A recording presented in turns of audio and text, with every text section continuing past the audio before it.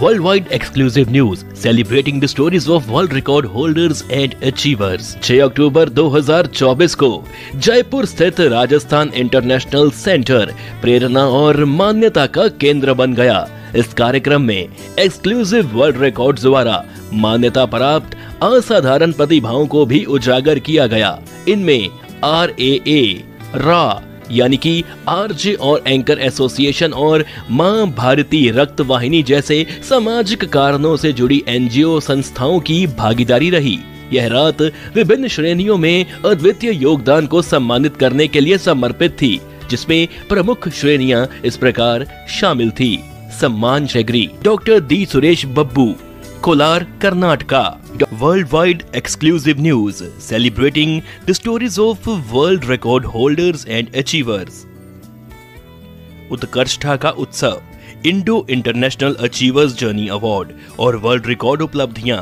जयपुर, राजस्थान। 6 अक्टूबर 2024 को जयपुर स्थित Rajasthan international centre प्रेरणा और मान्यता का केंद्र बन गया, जहां Indo international achievers journey award और वर्ल्ड रिकॉर्ड उपलब्धियां समारोह आयोजित हुआ।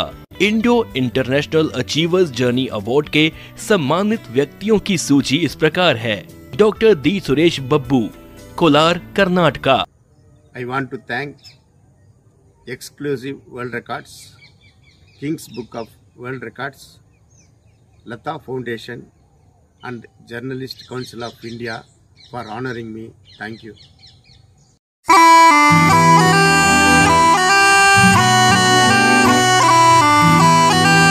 என்னோட தைரியத்தை யாரு விலை கொடுத்து வாங்க முடியாது।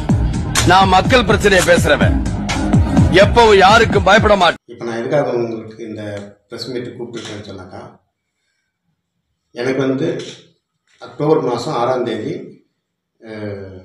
உத்தரப்பிரதேஷில் ஜெய்ப்பூர் என்ற இடத்துலேருந்து வேர்ல்டு ரெக்கார்டு பண்ணுறவங்க அவங்களுடைய குரூப் எனக்கு கூப்பிட்டுருந்தாங்க ஃபோனில்।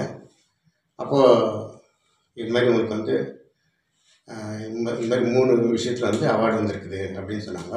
இது எதுன்னு கேட்டேன்। அப்போ Kings book of world records, exclusive world records, Indo international achievers journey award அப்படின்ற மாதிரி ஒரு 3 இது சொன்னாங்க। அப்புறம் நான் எதுக்காகன்னா கொஸ்டின் பண்ணேன், இல்லை உங்களுக்கு ப்ரொஃபைல் அந்த மாதிரி இருந்தது, அதனால தான் உங்களுக்கு இது பண்ணுறோம், நீங்கள் கொடுத்துக்கிற பயோடேட்டா பிரகாரம் நீங்கள் டீட்டெயில்ஸ் எனக்கு அனுப்பணும் அப்படின்னு சொல்லி கேட்டாங்க। ஸோ அதன் பிறகு நான் அந்த டீட்டெயில்ஸு அதுக்கான ப்ரூஃபெல்லாம் கேட்டிருந்தாங்க। ஸோ அதெல்லாம் நான் அனுப்பிச்சி வச்சுருந்தேன்। அனுப்பிச்சி வச்சதில் எனக்கு இந்த மாதிரி ஒரு நாளுக்குள்ளே செலக்ட் ஆகிடுச்சு அப்படின்னு சொல்லிட்டு எனக்கு ஃபோன் பண்ணியிருந்தாங்க। என்னை அழைச்சிருந்தாங்க, என்னால் போக முடியல, டியூ டு ஹெல்த் இஷ்யூ நான் போக முடியல। ஸோ அதனால் அவங்க எனக்கு இந்த அவார்ட்ஸ்லாம் ப்ரெசென்ட் பண்ணியிருக்காங்க। இவங்க யார் அப்படின்னு சொன்னாக்கா, நம்ம இந்தியாவில் வேர்ல்டு ரெக்கார்ட்ஸ் செலக்ட் பண்ணக்கூடிய நம்ம நாட்டில் இருக்கக்கூடிய ஒரு NGO குரூப்। அவங்க NGO குரூப்னா இது அரசாங்க ரீதியாக வராது, அரசாங்க அண்டரில் இருக்கக்கூடிய இவங்க தான் இன்றைக்கி பண்ணியிருக்காங்க। இது ஆல் ஓவர் வேர்ல்டில் இந்த மாதிரியான செலெக்ஷன் கமிட்டி ஒவ்வொரு கண்ட்ரிக்கும் இருக்குது। அந்த கண்ட்ரிலேருந்து இவங்கெல்லாம் ஒன்றா லிங்க் ஆகுவாங்க। இன்டர்நேஷ்னல் பூரா இந்த செலெக்ஷன் காமிச்சு இது ஓகேன்ன பிறகு தான் இதுக்கான செலெக்ஷன்லாம் பண்ணுறாங்க। கின்னஸ் ரெக்கார்டு இருக்குது। இந்த கின்னஸ் ரெக்கார்டு 1959 நடந்துட்டு வருது। ஸோ அதனுடைய கண்டினியூட்டி தான் இது ஒரு பிரான்ச்சாக இந்த world record company international work பண்ணியிருக்காங்க। இது முழுக்க முழுக்க அந்தந்த கண்ட்ரியில் இருக்கிற கவர்மெண்ட் NGO வச்சு இயங்கக்கூடிய விஷயம் தான் இது। ஸோ இதில் நீங்கள் இதில் கட்சியில் எனக்கு உண்மையிலே எனக்கு ஆச்சரியமாக இருக்குது। எனக்கும் அதில் ஈடுபாடு இல்லை। நான் என்ன பண்ணியிருக்கேன்றது எந்த அளவுக்கு இருக்குதோ நான் அது எல்லாமே அனுப்பிச்சு அதிலே செலக்ட்னு சொன்னாங்க। அப்படியே என்னுடைய சோஷியல் ஒர்க்ஸ் பேசிஸில் பண்ணியிருக்காங்க। அது மட்டும் இல்லாமல் நான் எழுதிய புக்ஸுக்கு பண்ணியிருக்காங்க। ஸ்பெஷலாக இந்த COVID-19 நான் பண்ண சில விஷயங்களை வச்சு அது புக்கு பண்ணியிருந்தேன், அதில் அவங்க தேர்ந்தெடுத்துக்கிறதா சொன்னாங்க। ஸோ அந்த மாதிரி சில விஷயங்கள் பண்ணதுனால பட் இதை நான் எதிர்பார்க்காத ஒன்று இப்படி வந்திருக்குது। இப்போ மேலுமா இன்னைக்கு பார்த்தீங்கன்னா இந்த Indo international award first book வெளியிட்டுருக்காங்க। அந்த ஒரு புக் அனுப்பிச்சிருக்காங்க எனக்கு। இதில் என்னுடைய இது பண்ண விஷயம் இதில் இருக்குது। இதாவது 51ஆவது பேஜில் நீங்கள் கொடுத்துருக்காங்க। இது Indo international achiever journey award. இது இப்போ இது முக்கியமானதுனாக்கா நம்ம இந்தியாவில் இருக்கக்கூடிய ஜர்னலிஸ்ட் கவுன்சில் ஆஃப் இந்தியா அவங்க தான் வந்து இதுக்கு மெயின் பேஸஸாக பண்ணுறாங்க. அவங்க நம்பி அதை வச்சு தான் இவங்க ஒரு இடத்துலையும் இந்த மாதிரி ஆர்கனைசேஷன் வந்து இயங்கிட்டு ஆல் ஓவர் வேர்ல்டு. ஸோ இன்னும் 2 புத்தகம் வந்து வெளியிடுறதா சொல்லியிருக்காங்க. Exclusive world records, kings book of world records. Exclusive world ரெக்கார்ட்ஸ்ன்றது வந்து நம்ம சாதனை எதில் பண்ணுறோம் அப்படின்றத பார்க்குறாங்க. ஒன்று சோஷியல் ஒர்க்கில் பண்ணலாம், இல்லைன்னு சொன்னாக்க நம்மளுடைய டேலண்ட்டில் மல்டி டேலண்ட்டு இந்த மாதிரி விஷயங்களை சர்ச் பண்ணுறாங்க. இன்னொரு இது இல்லாமல் டேலண்ட் இல்லைனாலும் எஜுகேஷன் இல்லைனாலும் எதுவும் பண்ணனா கூட ஒரு மனுஷனுக்கு எக்ஸ்ட்ராடினரியாக, அதாவது நார்மல் இருக்கிற மனுஷனோட அதிகமாக இருந்தாலும், ஒரு வேளை ஹைட் ஜாஸ்தியாக இருந்தாலும், ரொம்ப குள்ளமாக இருந்தாலும், இல்லை அவங்களுக்கு ஏதாவது மாற்றம் இருந்தால் டிஃப்ரெண்ட் இருந்தாலும் அவங்களையும் கூட இந்த இதில் வந்து ரெக்கார்டுக்கு வந்து செலக்ட் பண்ணுறாங்க. அந்த வகையில் வந்து எனக்கு முழு டீட்டெயில்ஸ் அனுப்பிச்சிக்கலாம். அதில் நான் அந்த உங்களுக்கு கொடுத்த அந்த புக்கில் வந்து நான் பதிவு பண்ணியிருப்பேன். மெயினாக வந்து இன்றைக்கி இதை கூட்டுறதுக்கு என்ன மெயினான விஷயம்னாக்கா, நம்ம இடத்துக்கு நம்ம ஊர்னால எனக்கு கிடைச்சதை வந்து நம்ம ஊருக்கு எக்ஸ்போஸ் பண்ணோம். பெரிய மீடியாக்கெல்லாம் சொல்ல நம்ம மீடியாவை போதுமானது அதுன்றதுனால தான் நான் அழைச்சிருக்கேன். மேலே ஏதாவது கொஸ்டின் இருந்தாக்கா நம்ம கேட்டுருவோம். சார், இந்த ஒரு சாதனை அவார்டை வந்து நீங்கள் யாருக்கு டெடிகேஷன் பண்ணுறீங்க? டெடிகேஷனாக முதல்ல வந்து இப்போது நம்ம ஊர், ஏன்னா ஊருக்காகத்தான் நம்ம இந்த வேலை பண்ணோம். இப்போ நீங்கள்லாம் இருந்தீங்க, நம்ம கோவிட் டைமில் வந்து நம்ம எப்படி கண்காணிச்சுன்றது வந்து ஃபுல் டைமாக வெளியே இருந்திருக்கோம், நிறைய விஷயங்களை பண்ணியிருக்கோம். அது நம்ம ஜனங்களுக்கு பண்ணதை நம்ம சொல்லக்கூடாதுன்றதுக்காக நான் அது பெருசாக சொல்ல விரும்பல. ஆனால் அதுக்கான அங்கீகாரம் கிடச்சிச்சு நம்ம ஊர் ஜனங்களுக்காக. இதுக்கு முழுக்க வந்து இப்போ என் ஒய்ஃப் வந்து நீங்கள் பார்த்தீங்கன்னா எத்தனை கேம்ப்பு 89 மெடிக்கல் கேம்ப் பண்ணியிருக்கேன். அது அந்த 89 வந்து நான் ஆர்கனைஸ் பண்ணேன்னாக்கா அவங்க போய் செஞ்சுட்டு உழைப்பெல்லாம் அவங்களுக்கு தான். ஸோ முழுக்க எண்டு வந்து ஒரு ஆர்கனைசிங் தான். அதுமாதிரி வந்து விடாமுயற்சியாக நான் எல்லாம் பண்ண, நான் ஒரு நாளை வேஸ்ட் பண்ணாதே. என்னுடைய டைமிங் வந்து நிறைய நாள் வந்து நான் இந்த லேப்லேயே கூட தூங்கிட்டு இருக்கேன். அது இருந்தாலும் என் பார்ட் டைம் மாதிரி புக் வந்து ஒரு 9 மணிக்கு ஆரம்பிச்சேன்னாக்கா சிலது அந்த டைப் பண்ணுறது, இப்போல்லாம் எழுதுது இல்லை, நல்லா டைப் பண்ணுறது தான். இது பண்ணிவிட்டு அப்படியே கூட தூங்கியிருக்கேன். 4 மணியெல்லாம் இருக்குது. இப்போ எனக்கு உடம்பு கூட இல்னஸ் கூட ஆகிருக்குது. இப்போ அதை கூட பயன்படுத்தாமல் நம்ம முயற்சி ஏதாவது வந்து பண்ணணும், சாதிக்கணுன்றது ஒரு வெறி தான். அதுக்கு இப்போ காரணம் முழுக்கான எங்கள் அப்பா வந்து அந்த மாதிரி எழுதி வச்சுருந்தார். எங்கள் அப்பா என்ன சொல்லுவார்னா, அந்த மாதிரி ஒரு புக்கு பண்ணிட்டு அவர் ரொம்ப வேதனையாக அவர் வந்து எழுதி வச்சுட்டு இருந்தார். ஏன்னா அவரால் பப்ளிஷ் பண்ண முடியல. இது வந்து இந்த மாதிரி வார்த்தை, அதாவது ப்ராவர்ப்ஸ் எல்லாம் சொல்லி அவர் ஒரு 2000 ப்ராவர்ப்ஸ் எழுதியிருந்தார். அதை பார்த்தோன்னா தான் ஆசை, நம்ம அப்பாவுக்கு பப்ளிஷ் பண்ணுற கெப்பாசிட்டி இல்லை, இப்போ நம்மளாவது எதாவது பண்ணுன்னு சொல்லிட்டு அதை முதல்ல டிரான்ஸ்லேட் பண்ணி எழுதுகிற புக்கு தான் அந்த ஏஷியன்ட் விஸ்டம்னு சொல்லிட்டு அந்த ப்ராவர்ப்ஸ் வச்சு அவருக்காக வேண்டி தான் நான் சினிமா பண்ணி பார்த்தேன், டைரக்ட் பண்ணி பார்த்தேன். ஏன்னா எனக்கு வரலன்றதை விட நான் நடித்து பார்த்தேன். அவர் என்னெல்லாம் சொல்லியிருந்தாரோ அதெல்லாம் முழுக்க பண்ணி பார்த்தேன். இதில் ஏதாவது வரலனாலும் பரவாயில்ல, அவர் சொன்னதை செய்யணுன்றதுக்காக செஞ்சேன். ஆனால் இந்த அளவுக்கு வந்து நீங்கள் நான் எதிர்பார்க்காத ஒரு விஷயமா தான் இருக்குது. சோஷியல் ஒர்க் செய்கிற யங்ஸ்டர்ஸ்க்கு என்ன சொல்ல வரீங்க? சோஷியல் ஒர்க்னால் எனக்கு வந்து நம்ம இதில் இருந்தப்போ சோஷியல் ஒர்க் வந்து விடாமுயற்சியாக செய்யணும், நம்ம மனப்பூர்வமாக செய்யணும். அது எந்த ஒரு எதிர்பார்ப்பு இல்லாமல் நம்ம செய்யணுன்ட்டு செய்தோம்னா போதுமானது. இந்த இது வரத்துக்கு எனக்கு முக்கியமாக காரணம் வந்து எனக்கு இந்த சக்ஸஸ்க்கு பின்னால் ரொம்ப பேர் இருக்காங்க. அதாவது ஃபார் எக்ஸாம்பிள் வந்து நம்மளுக்கு கோவிட் டைமில் வந்து 7th டேவே லாக்டவுன் ஆன 7th டேவே நம்ம வந்து மக்களுக்கு வந்து ப்ரொவிஷன்ஸாக கொடுக்கணும்னு முயற்சி பண்ணோம். அதுக்கு மூல காரணமாக வந்து ரமேஷ் லோகநாத். இப்போ நம்ம இப்போ அவ்வளோ இருந்தாலும் இவ்வளோ சேனல் அவங்க என்ன பண்ணாங்க, முதல்ல நம்ம ஜனங்களுக்கு கொடுக்கணும். இப்போ வந்து காசு இருந்தாலும் ப்ரொவிஷன்ஸ் கிடைக்க கஷ்டம், நம்ம போய் டோர் பண்ணணும், நல்லா முடிஞ்சளவுக்கு பண்ணான்ட்டு என்னால் ஒரு 750 மெம்பர்ஸ்க்கு நான் பண்ணேன். அவர் ரொம்ப அதிகமாகவும் பண்ணார். அவர் மூலிமா வந்து நம்ம ப்ரெஸ்ஸில் வந்து இப்போ கமல், இப்போ ஷாருக், சீனிவாஸ், இப்போ நாங்களாம் அப்படியே நம்ம இந்த டீம் அப்படியே என்ன பண்ணோம். அது இல்லாமல் அண்ணாங்கிறது கூட நான் இந்த புக்கில் பதிவு பண்ணியிருக்கேன். அவங்களும் வந்து இப்போ ப்ரெஸ்ஸு பிரிண்ட் மீடியா கூட அவங்க சாதாரணமாக இல்லை, நிறைய ஒர்க் பண்ணிக்கிறாங்க. அந்த ஒர்க் பண்ண விஷயம்லாம் நான் இதில் வந்து நான் பதிவு பண்ணியிருக்கேன். ஏன்னா நம்ம ஜனம் ஒட்டுமொத்தமாக இதில் வந்து நான் தான் பண்ணேன் நீ தான் பண்ண இல்லாமல் நல்லா அருமையாக செஞ்சாங்க. நம்ம கேஜிஎஃப்பை நம்ம எல்லாருமே காப்பாற்றிக்கின்ற ஒரு பெருமை நமக்கு இருக்குது. ஏன்னா 1 by 1 நம்ம ஒன்று ஆரம்பித்து வச்சோம், நிறைய பேர் செய்ய ஆரம்பித்தாங்க. அதெல்லாம் நமக்கு முழுக்க ரொம்ப சந்தோஷம்.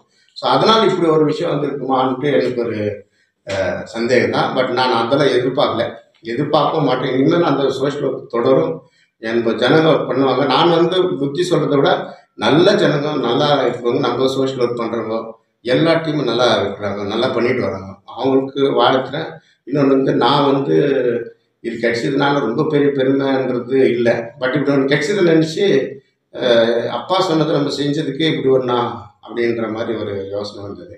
அதுக்காக வேண்டி தான் இதெல்லாம் கண்டிப்பாக சோஷியல் ஒர்க் வந்து செய்யணும். அது எதிர்பார்க்காத செய்யும்போது இப்போ நான் ஒரு புக்கு பண்ணணும்னு பண்ணேன். அதுக்கப்புறம் என்ன ப்ராக்டிஸ் பண்ணிட்டு இன்றைக்கி இருக்கிற அட்வான்ஸ் இதில் நான் என்ன பண்ணேன், ஒரு கண்டென்ட் அடுத்த கேஜை பற்றி ஒரு 6 புக்கு பண்ணேன். அதுக்கப்புறம் நிறைய விஷயங்களை பற்றி நான் எப்படி புக்கு பண்ணுறேன் அப்படின்னு சொன்னாக்கா, ஏதோ படித்து ரொம்ப இதாக பண்ணணும் இல்லை. இப்போ நான் என்ன பண்ணி வச்சுருக்கேன், இப்போ நான் படித்தது மெடிக்கல் வந்து ஹியூமன் பாடி, அது எப்படி ஷார்ட்டாக கொடுக்குறது. ரேடியாலஜி பண்ணேன். ரேடியாலஜியில் எப்படி ஷார்ட்டாக கொடுத்தா மற்றவங்களுக்கு விளங்கும். இது வந்து டெக்னீஷியன் இல்லாத டாக்டர்ஸ்க்கு அவங்களுக்கு ஒரு யூஸ்ஃபுல்லாக இருக்கும் அப்படின்ட்டு குத்து வச்சுருக்கேன். அந்த புக்கெல்லாம் பார்த்தீங்கன்னா இருந்துங்க, அது ஒரு ஷார்ட்டாகவே இருக்கும். அது வந்து ப்ரீ டெஸ்ட் ப்ரிப்ரேஷன்ட்டு அது யாரும் கொடுக்காத ஒரு விஷயத்தை நான் கொடுத்தேன். ஏன்னா ஒரு பேஷண்ட்டினுடைய நிலைமை என்னவாக இருக்குன்றது வந்து ஒரு டெஸ்ட்டுக்கு வரா இல்லை ஒரு டாக்டரை பார்க்குறேன்னு சொன்னால் அவனுடைய மனநிலை, டாக்டர் பார்க்கும்போது அவனுடைய மனநிலை எப்படியெல்லாம் இருக்குன்றது வந்து நிறைய பேர் தெரிஞ்சுக்கணும். ப்ரீ டெஸ்ட் ப்ரிப்பரேஷன் ஆகும், அவன் வரத்துக்கு முன்னால் எப்படி இருக்கணுன்றது. ஸோ இதுமாரி விஷயங்கள்லாம் அந்த புத்தகத்தில் ஒரு புது மாதிரியாக சொல்லி பண்ணேன். அதுமாதிரி புத்தகங்கள்லாம் நான் கொஞ்சம் பண்ணேன். இப்போ கேஜிஎஃப்னுடைய பழைய ஹிஸ்ட்ரிகளை பற்றி புத்தகம் எழுதிக்கிறீங்களா? ஆமாம். என்ன மாதிரி எழுதிக்கிறீங்க? இப்போது பழைய ஹிஸ்ட்ரி வந்து இப்போ நான் புராண காலத்துலேருந்தே எழுதியிருக்கேன். எழுதினதுல வந்து இப்போ மெயினாக வந்து இன்னும் ரீசெண்டாக வந்து உங்களுக்கு தெரிஞ்ச போல் எல்லா மீடியா வந்து போயிட்டாங்க, எல்லாருக்கும் சொல்லியிருந்தாங்க. மொத்தமாக ஆல் ஓவர் இந்தியாவிலேருந்து மீடியாவில் வந்துட்டு இன்டர்நேஷ்னலாக வந்து நிறைய பேர் வந்து நம்மளால் வந்து இந்த கண்டென்ட் வச்சு பிஹெச்டி பண்ணியிருக்காங்க. பெருமை என்னன்னா இவ்வளோ பேர் இஸ்ரேலு, இங்கிலாந்து, இவங்கெல்லாம் நம்மளை பற்றி என்னை பற்றி எழுதியிருக்கும்போது நம்ம அவ்வளோ ஒரு நான் மற்றவங்க மாதிரி பெரிய நாலேஜ் நான் சொல்ல வரல, எனக்கு தெரிஞ்சதை தான் சொன்னேன். ஆனால் என்ன அவங்க புகழ்ந்து அவங்க புத்தகத்தில் பண்ணியிருக்கும்போது அது ஒரு இதுவாக இருந்துச்சு. அதெல்லாம் கூட நான் இதெல்லாம் நான் பொருட்படுத்தலை. பட் என்னன்னா நம்ம ஊரை பற்றி மற்ற கேட்குறப்போ அழகாக சொல்லணும். அவங்களுக்கு நான் என்ன பண்ணுறேன்னாக்கா, அவங்க என்ன எழுதுகிறாங்களோ இல்லையோ, நிறைய எக்ஸாம்பிள் எடுத்து வந்துடுறேன். அவங்கள நான் எழுதிடுவேன் முதல்ல. அவங்க இங்கேருந்து போகிறதுல மீடியாவாகட்டும் இல்லைனாக்கா இன்டர்நேஷ்னலாக வரவங்க அதர் கண்ட்ரிஸ் ஆகட்டும், அவங்க வரத்து போகிற அவங்களுக்கு மேலே ஒரு புக். ஏன்னா என் ஊரை பற்றி நீ சொல்ல வந்தல, உன்னை பற்றி நான் சொன்னேன்டான்னு சொல்லி அவங்கள பெருமைப்படுத்தி அவங்களுக்கு ஒரு புக்கு கையில் கொடுத்து அனுப்ப ஆச்சரியப்படுவாங்க. ஏன்னா எங்கே பார்த்தாலும் என்னப்பா வந்து 10 நிமிஷம் ஆகுது, அதுக்குள்ளே எனக்கு ஒரு புக்கை கொடுத்துறேன், எனக்கு கொஞ்சம் ஹிஸ்ட்ரி போட்டிருப்பான், நீ வந்ததை பற்றி தேங்க்ஸ் சொல்லி ஒரு விஷயம் போட போகிறான், அவன் தாட்டி சொல்லி இப்படி வந்து ஒரு ஆர்டிக்கல் ஒரு 15-20 இன்க்ளூடிங் நம்ம ஜெகதீஸ்வர ஜட்ஜ் அவர் பண்ண வேலைகளை நம்ம ஊர் காப்பாற்றுறதுக்காக அப்பாரைசேஷன் ஆரம்பிச்சு வச்சார், லீகல் இது பண்ணார். இப்போ இன்றைக்கி வந்து அது கண்டினியூ ஆகிட்டு நிற்கிறவங்களும் பண்ணிட்டு வராங்க. இதெல்லாம் நமக்கு உண்மையிலே ரொம்ப நல்ல விஷயம். அப்போல்லாம் வந்து கோர்ட்டு ஜட்ஜினா பயம் இருக்கும். இப்போ வந்து அந்த ஈக்குவாலிட்டி இருந்துச்சு, நமக்கு அறிவு கொடுத்துட்றாங்க. அந்த அறிவு பிரகாரம் நம்ம நடந்துக்கிறதுக்கான வெளிப்படையாக தெரியுது, கோர்ட்டில் என்ன நடக்குதுன்னு சொல்கிறாங்க. அப்படிலாம் இருக்கும் வந்து நமக்கு ஃப்ரீயாக வந்து கேஸ் பண்ணுறதுக்கெல்லாம் ஒரு சலுகைலாம் பண்ணி வச்சுருக்காங்க. இதெல்லாம் பார்க்குறப்போ நம்ம ஜட்ஜஸ்லையும் நம்ம வாழ்க்கையாகணும். அது கண்டினியூட்டி ஆகுது. நான் நிற்கலை, அவங்களோட நிற்கல, ஆரம்பித்து வச்சாங்க. அது முழுக்க மக்களுடைய அவேர்னஸ்க்காக தான், மக்கள் நல்ல அக்கறை கொடுக்க அவங்களாம் பண்ணி வந்துருக்காங்க. அந்த மாதிரி நம்ம அப்பாரைசேஷன் பண்ணப்போ நாங்கள்லாம் கூட அதில் இன்னொரு ஆகிட்டு மரங்கள் நட்டு அது பண்ணால் இப்போ சில படம் வந்துச்சு, அது எதுவும் காட்டணும். அதில் நானும் கூட சேர்ந்து நிற்க வச்சுருக்கேன். ஏன்னா மக்களுக்கு ஆபத்தான விஷயம் எதுவும் வரக்கூடாதுன்றது நம்மளுடைய நோக்கம். அது அடுத்த கட்டமாக ஒரு சாதனை பண்ணணும்னு ஏதாவது திட்டம் வச்சுருக்கீங்கன்னா? அடுத்த கட்டமானாக்கா இப்போ எனக்கு இதனுடைய ஐடியா அப்போல்லாம் எனக்கு தெரியல. இப்போ இது உள்ளே வந்தோடனே அவங்க டேர்ம்ஸ் அண்ட் கண்டிஷன் இருக்குது ஒரு வேர்ல்டு ரெக்கார்ட் பண்ணுறதுக்கு. அதோட டார்கெட் நம்மகிட்ட அதிகமாக இருக்குன்னு நான் நினைக்கிறேன். நான் என்ன பண்ணேன்னா, ஒரு 24 ஹவர்ஸில் ஒரு புத்தகம் இது கின்னஸ் பண்ணலான்னு ஒரு யோசனை தான். அது வந்து முழுக்க அவங்களுடைய பார்வைகளில் நான் ஒருத்தரே இருந்து அவங்க சொல்கிற கண்டென்ட்டை வச்சு நானே புக்கை பிரிண்ட் பண்ணி கையில் கொடுக்குறவர்களும் 10 பேர் செய்கிறாங்கன்னா அதை நான் ஒரு ஆள் செய்து 24 ஹவர்ஸ் ஒரு புக்கை பண்ணுறது நான் ப்ராக்டிஸ் பண்ணிட்டேன். இதை நான் பண்ணணுன்னு ஒரு ஆசை ஆயிடுச்சு. முழுக்க நான் போலீஸ் டிபார்ட்மெண்ட் மேலே கூட பண்ணி நல்லா அவேர்னஸ் இல்லை. கோவிட் டைமில் வந்து நம்மளுக்கு ஃபுல்லாக சப்போர்ட்டு நம்ம கூட அவங்க வந்து வெளியிலேருந்து நிறைய உயிர் சேதம் ஆகிடுது அவங்களுக்கு டிபார்ட்மெண்ட்டில். நம்ம அசால்ட்டாக சொல்லிடுறோம். ஒரு 24 ஹவர்ஸ் அவங்களுக்கு வந்து எந்த டைமும் இல்லாமல் அவங்க உழைக்கிறாங்க. இது முழுக்க அப்படின்னா நான் சொல்லியிருப்பேன், கேட்கணும்னு நான் சொல்லியிருப்பேன். ஏன்னா அவங்க மேலே கூட நான் இன்றைக்கி ஒரு ஆர்டிக்கல் பண்ணி ரெடியாக வச்சுருக்கேன். ஏன்னா அவங்களுடைய வேலைக்கு நமக்கு என்ன பண்ணுறாங்கன்னு நான் பார்க்கல. ஆனால் இந்த ஊருக்கு வந்து உண்மையிலே டிபார்ட்மெண்ட் வந்து அவ்வளோ அருமையான விஷயங்கள் வந்து கோவிட் டைம்லேருந்து ரொம்ப செய்திருக்காங்க. அதனால் அவங்க பாதிக்கப்பட்டு இறந்துருக்காங்க. அதில் அவங்களுக்கு சேதமாயிருக்கு. இப்போ நம்ம அதெல்லாம் நினைவு கூறாமல் இருக்க முடியாது.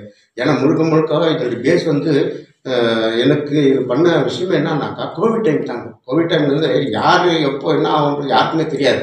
ஒரு மனுஷனுக்கு மனுஷன் தான் உதவியாக இருக்கும், அதை தவிர வேறு எதுவும் இல்லை. அப்போ வந்து எல்லாரும் இப்போ நான் மட்டும் பண்ணேன்னு சொல்லிட்டு இந்த ஒரு இதை கொடுத்துருக்காங்க, இப்படி இல்லை. இது போல் வந்து எவ்வளோ மக்கள், எவ்வளோ டிபார்ட்மெண்ட்ஸு, அஃபிஷியல்ஸுங்க இப்போ எல்லாரும் வெளியே வந்து நம்மளை காப்பாற்றுறதுக்கு நல்லா பண்ணணும் ப்ரிகாஷன்ஸ் சொல்லியிருக்காங்க. இதெல்லாமே அவங்க கண்டிஷன் போட்டிருக்காங்க. அது காரணம் வந்து நம்ம நல்லா இருக்கணுன்ற ஒரு காரணம் தான் டிபார்ட்மெண்ட்டில் கண்டிஷன் போட்டிருக்காங்க. அவங்களுக்கும் இந்த நேரத்தில் உண்மையிலே ரொம்ப தேங்க்ஸ் சொல்லிக்கிறேன். அது இல்லாமல் அவங்கள பற்றி நான் ஏற்கனவே நிறைய இதுங்களை நான் எழுதிட்டு வரேன். நம்ம இது அவங்களுடைய வேலையை சுத்தமாக கரெக்டாக செய்கிறாங்க. கொஸ்டின் தங்கவயல் பண்ணி சோஷியல் ஒர்க்கெல்லாம் சீனியர் ஜேர்னலிஸ்டாக இருந்தேன்னு தங்கவயல் அரசியல்வாதிகளுக்கும் இல்லை மக்களுக்கும் என்ன சொல்ல விரும்புகிறீங்க? இல்லை, அரசியல்வாதி மக்களுக்கு நம்ம வந்து அறிவுறுத்துகிற மாதிரி இல்லை, எல்லாம் அவங்க வேலையை சரியாக செய்துட்டு வராங்க. ஆனாலும் மக்கள் மேலேயும் பொது சேவை மேலும் கொஞ்சம் அக்கறை அதிகமாக இருந்துச்சுன்னா நல்லாயிருக்கும் நான் யோசிக்கிறேன். ஏன்னா இப்போ இந்த அரசியலுக்கு இதே தான் எனக்கு வந்து வேர்ல்டு இதில் வந்து அவங்க கேட்டாங்க, நீ என்ன மக்களுக்கு சொல்ல வரேன்ட்டு. உலக மக்கள் சொல்லக்கூடிய அளவுக்கு நம்ம கெப்பாசிட்டி இல்லை. ஆனால் ஒருத்தரும் நல்லது செய்துட்டு போகணும், இந்த மாதிரி ஒரு தியாகம் மாதிரி நினைக்காம செய்ய வேண்டியதை கரெக்டாக செய்கிறாங்களா. இப்போ அவங்க தொழிலை கரெக்டாக பண்ணாங்கன்னா அதுவே சக்ஸஸ்ஃபுல்லாக இருக்கும். ஏன்னாக்கா இப்போ வராங்க எம்எல்ஏ இருக்கட்டும், எம்பியாக இருக்கட்டும், அவங்க வந்து அவங்க செய்கிறப்போ அவங்க காரியத்தை அரசாங்க ரீதியாக என்னெல்லாம் சலுகைகள் நம்மளுக்கு கொடுக்கப்படுதோ அதை சரிவர செஞ்சாலே போதுமானது. ஏன்னா எக்ஸ்ட்ராடினரியாக செய்ய நம்மளால சொல்ல முடியாது. மக்களுக்கு அது செய்தாலே போதும். நீங்கள் மக்களுடைய எதிர்பார்ப்பே சின்ன சின்ன விஷயம் தான், ரொம்ப பெரிய விஷயம் யாரும் மக்கள் வந்து எதிர்பார்க்கல. ஆச்சு, அதனால வந்து அரசாங்க ரீதியாக வந்து அவங்க பண்ணுறது கரெக்டாக பண்ணால் போதுமானதாக இருக்குது.